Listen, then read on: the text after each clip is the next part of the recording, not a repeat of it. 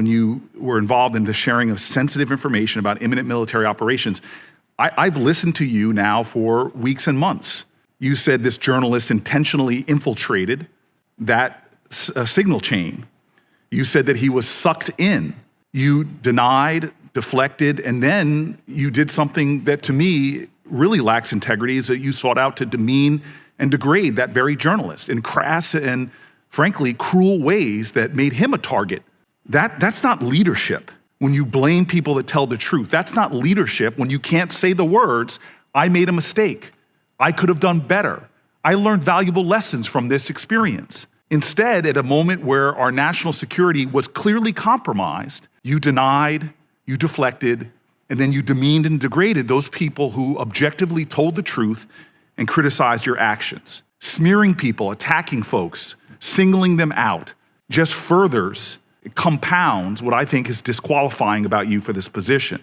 It also, to me, just shows profound cowardice. You should step up right now. I heard Senator Coons, I heard you being asked by Senator Kaine again and again to simply say, I was wrong, I made a mistake, I take responsibility for my actions. Unfortunately, what you're doing to me is perfectly in line with the way this administration as a whole has operated.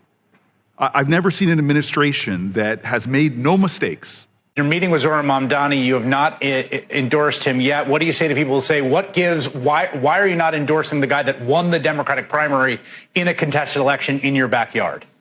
Well, I look forward to sitting down and talking to him. I didn't get involved in that primary election, and I don't know him well. We had a very good conversation the day after the primary. We agreed to meet, and so I'm looking forward to having that discussion on Friday.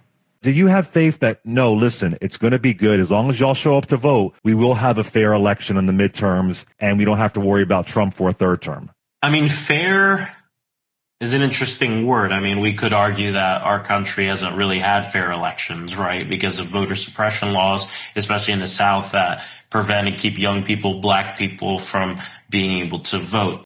I think it's hard not to be won over because it's the combination of his authenticity, his smarts, and his commitment to lifting up working people and making life better for real folks that is really inspiring. When you start to talk about whether or not Sesame Street or anything else that's on NPR or PBS ends up in other places, this is so that there is not this warped thought process about the Western world or about the United States. We're talking about making sure that we don't end up allowing people to be radicalized against us because they have a terrible vision of us, because they may be in a government that actually puts out bad, terrible propaganda about us.